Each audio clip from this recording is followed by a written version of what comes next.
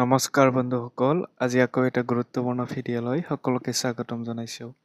এইটো ভিডিঅ'ৰ মাধ্যমেৰে আমি আলোচনা কৰিম যিসকল শিক্ষাৰ্থীয়ে এইচএছ 2026ত উত্তীৰ্ণ হৈছে আৰু তেওঁলোকে BA, BSc, BCom, BPhok তেওঁলোকে এডমিশ্যন কৰিব। আৰু আপোনালোকৰ মনত খুবেই বেছি এটা প্ৰশ্ন যে আপোনালোকৰ কিমান কেইটা ছাবজেক্ট পঢ়িব লাগিব, কি পঢ়িব লাগিব, মেজৰ, মাইনৰ, তাৰপিছতে AAC, VAC, MDC এইবিলাক ছাবজেক্ট কি হয় তাৰ বিষয়ে আমি আলোচনা কৰিম। চ' আহা ভিডিঅ'টো আৰম্ভ কৰোঁ। চ' প্ৰথমতে আপোনালোকে চাব, আপোনালোকে যিহেতু হাই ছেকেণ্ডাৰীত থাকোঁতে তেতিয়া এটা বছৰত আপোনালোকে এটা ফাইনেল এক্সাম দিছিলে, ঠিক আছে। আৰু ইয়াতে কি হ'ব, এটা বছৰত আপুনি দুটা ফাইনেল এক্সাম দিব লাগিব। অৰ্থাৎ আপুনি 6 মাহ মূৰে মূৰে ফাইনেল এক্সাম দিব লাগিব, যাক আমি ছেমিষ্টাৰ বুলি কওঁ। অৰ্থাৎ এটা বছৰত আপুনি এটা 6 মাহ মূৰে মূৰে এটা ফাইনেল এক্সাম দিব লাগিব। আকৌ 6 মাহ পিছত আকৌ এটা ফাইনেল এক্সাম। অৰ্থাৎ এক বছৰত আপোনালোকে দিব লাগিব টোটেল দুটা এক্সাম, ঠিক আছে। চ' এইখিনি আছিলে। এতিয়া আমি আলোচনা কৰিম যে কিমান কেইটা ছাবজেক্ট পঢ়িব লাগিব। চ' এইখিনি মনত ৰাখিব আপোনালোকে যে আপোনালোকৰ টোটেল ছাবজেক্ট হ'ব 6টা ছাবজেক্ট পঢ়িব লাগিব। আৰু এই 6টা ছাবজেক্ট কিয় পঢ়িব লাগিব বা মই কিয় কৈছোঁ এইখিনি জনাই দিওঁ। ইয়াতে চাব আপোনালোকে যে বৰ্তমান তেওঁলোকে যিসকলে ছেকেণ্ড ছেমত ফাইনেল পৰীক্ষা দি আছে, তেওঁলোকৰ এখন এডমিট কাৰ্ড লোৱা হৈছে। ইয়াতে চাব, ইয়াতে ছাবজেক্টবিলাক চাব, মেজৰ, মাইনৰ এইখিনি দিয়া আছে, VAC, MDC। মুঠতে আমি চাম ইয়াতে 6টা ছাবজেক্ট দিয়া আছে। চ' ইয়াৰ পৰা আমি গম পাব পাৰি যে আপোনালোকৰ 6টা ছাবজেক্টেই থাকিব। চ' এতিয়া আমি চাম যে আপোনালোকৰ যি 6টা ছাবজেক্ট হ'ব, এই 6টা ছাবজেক্ট কি হ'ব। প্ৰথমে আপোনালোকে চাব, আপোনালোকৰ মেজৰ এটা ছাবজেক্ট থাকিব। আৰু এই মেজৰ বিষয়টো কি, ছাপ'জ আপুনি 3 বছৰ বা 4 বছৰ আমি ডিগ্ৰী লেভেল যিটো পাঠ্যক্ৰম, এই পাঠ্যক্ৰম পঢ়িব লাগিব। এই ডিগ্ৰী পাঠ্যক্ৰমত আপোনালোকে 3 বছৰ বা 4 বছৰ যেতিয়া পঢ়িব, তেতিয়া সকলো সময়তে এইখিনি 6টা ছাবজেক্ট নাথাকে। শেষত কি হ'ব, এই সময়ত আপুনি শেষৰ যি এবছৰ বা 2 বছৰ থাকোঁতেই তেতিয়া আপুনি যিকোনো এটা বিষয়ৰ ওপৰতহে পঢ়িব লাগিব, যাক মেজৰ বুলি কোৱা হয়। এই অৰ্থাৎ ই হৈছে মূল বিষয়, যিটোৰ ওপৰত আপুনি যেতিয়া MA বা MSc কৰিব, সেই ক্ষেত্ৰত আপুনি এই মেজৰৰ ওপৰতহে কৰিব পাৰিব। সেইকাৰণে যিটো ছাবজেক্ট আপোনাৰ ভাল লাগে বা আপুনি যিটো মাৰ্ক বেছি পাইছে বা পঢ়ি ভাল পায়, সেইটো বিষয় আপুনি মেজৰ বা মূল বিষয় হিচাপে চিনাক্ত কৰিব লাগিব, যাক আমি মেজৰ বুলি ক'ম। চ' এইটো আছিলে আমাৰ পইণ্ট 1, অৰ্থাৎ এটা ছাবজেক্ট ক'ত গৈছে, মেজৰত গৈছে, ঠিক আছে। মেজৰ কৈছোঁ মূল বিষয়। আৰু মাইনৰ এটা থাকিব লাগিব। আপুনি মাইনৰ যিকোনো ছাবজেক্ট ল'ব পাৰে। মাইনৰ হিচাপে আপুনি মেজৰৰ বাহিৰে ল'ব লাগিব।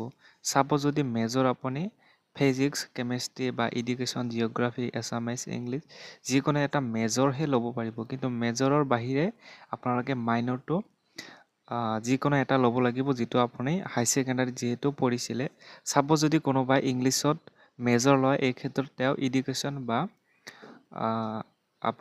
এডুকেশ্যন বা এছামিছত আপুনি মাইনৰ ল'ব পাৰিব।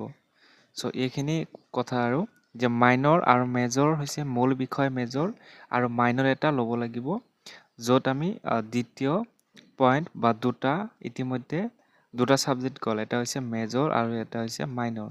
চ' মাইনৰটো 2 বছৰ বা 1.5 বছৰমান পঢ়িব লাগে, তাৰপিছত অট'মেটিক এইটো কেঞ্চেল হৈ যাব। কিন্তু মেজৰটো আপুনি থাকিব। গতিকে মাইনৰৰ তুলনাত মেজৰটো খুবেই গুৰুত্বপূৰ্ণ, এইটো ভাবি চিন্তিও ল'ব লাগিব। তাৰপিছতে ইতিমধ্যে দুটা ছাবজেক্ট গ'ল, তাৰপিছতে আহিছে AAC। চ' AAC কি হয়, এবিলিটি এনহান্সমেণ্ট কোৰ্চ। ইয়াৰ ফুল ফৰ্ম AAC এটা ছাবজেক্ট, ঠিক আছে। এইটো কলেজৰ ওপৰত ডিপেণ্ড কৰিব। AAC আপোনাক এইখিনি গোটেইখিনি কলেজৰ ওপৰত ডিপেণ্ড কৰে।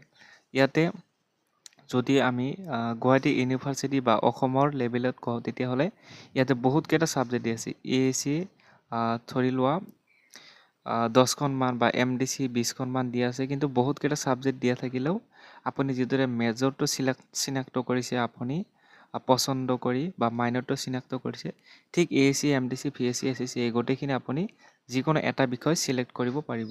চ' AAC চাব আপোনালোকে,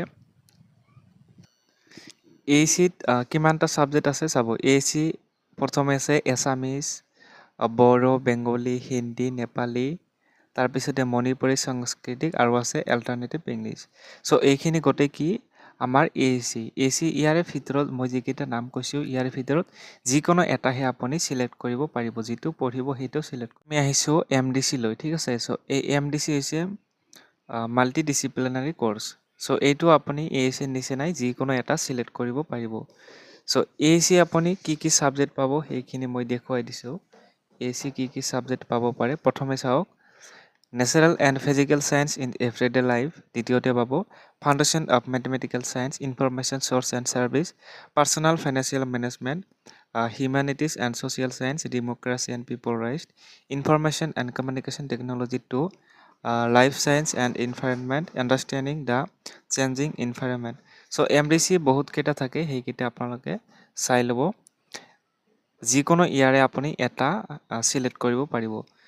তাৰপিছতে চাব VAC ভেলু এড কোৰ্চ। চ' এইখিনি আপোনালোকে যিকোনো এটা চিলেক্ট কৰিব পাৰিব। স্ক্ৰীনত যিকোনো বহুতকেইটা দিয়াত আছে ইয়াতে, কিন্তু ইয়াৰে ভিতৰত আপুনি যিকোনো এটাহে চিলেক্ট কৰিব পাৰিব। ঠিক একেধৰণে SSCও একেধৰণে যিদৰে আপুনি AAC MDC VAC চিলেক্ট কৰিছে, একেদৰে SSC স্কিল এনহেঞ্চমেণ্ট কোৰ্চ আপুনি চিলেক্ট কৰিব লাগিব। চ' এইখিনি আছিলে আপোনালোকৰ 6টা ছাবজেক্ট, ঠিক আছে। চ' SSCও আপোনালোকে যিকোনো এটা চিলেক্ট কৰিব পাৰিব। এইবাৰ আহিছোঁ আমি যে পৰীক্ষা কিমানকেইটা হ'ব, ঠিক আছে। পৰীক্ষা আপোনালোকে চাব, যিহেতু 1 ইয়াৰ এবছৰত মই আগতে কৈছোঁ যে ফাইনেল এটাম 2টা হ'ব। এইটো কি ফাইনেল এক্সাম, ঠিক আছে। কিন্তু আপোনালোকৰ ছেছনাল, আপোনালোকে যেতিয়া হাই ছেকেণ্ডেৰীত আছিলে তেতিয়া আপোনালোকে ইউনিট টেষ্ট বুলি পৰীক্ষা দিছিলে। চ' এই ইউনিট টেষ্টবিলাক এইবাৰো হ'ব। অৰ্থাৎ 6 মাহত আপোনালোকৰ এটা কি হ'ব ছেছনাল, বা যদি কয় ইউনিট টেষ্ট এক্সাম হ'ব, আৰু এটা হ'ব কি ফাইনেল এক্সাম। অৰ্থাৎ 6 মাহত 2টা এক্সাম হৈ গ'ল। আকৌ যেতিয়া আপোনালোকে এই 6 মাহত কোৱা হয় 1 ছেমিষ্টাৰ, আৰু যেতিয়া ছেকেণ্ড ছেমিষ্টাৰত যাব তেতিয়া আকৌ 6 মাহত ছেম এটা ছেছনাল হ'ব আৰু এটা ফাইনেল হ'ব। গতিকে আপুনি মনত ৰাখিব এবছৰত টোটেল তেনেহ'লে 4টা এক্সাম দিব লাগিব, য'ত 2টা ছেমিষ্টাৰ পাৰ হ'ব। কিন্তু ইয়াতে পাছিং মাৰ্ক কিমান? পাছিং মাৰ্ক 40% আপুনি পাব লাগিব যদিহে পাছ কৰাৰ ইচ্ছা আছে। ছাপ'জ যদি মই কওঁ এতিয়া আপুনি মেজৰ ছাবজেক্টটো ইংলিছত লৈছে, ঠিক আছে। মেজৰ ছাবজেক্ট যেতিয়া আপুনি ইংৰাজীত ল'ব তেতিয়া আপুনি চাব তাতে কিমান ফাইনেল এক্সাম কিমান হয়, ছেছনালটো 40 হ'ব, 40 মাৰ্কৰ হয়, আৰু ফাইনেলটো হয় 60 মাৰ্কৰ, টোটেল 100। চ' আপুনি যেতিয়া 40 মাৰ্কৰ এক্সাম দিব ছেছনাল, তেতিয়া আপুনি যদি 40% পাব লাগে কিমান পাব লাগিব? 16 পাব লাগিব। 40 মাৰ্কৰ এক্সামত 16 পালে পাছ। আকৌ যেতিয়া ফাইনেল দিব 60 মাৰ্কৰ, তেতিয়া 40% কিমান হ'ব? 24। এই 24 হ'ব আপোনালোকৰ পাছিং মাৰ্ক, ঠিক আছে।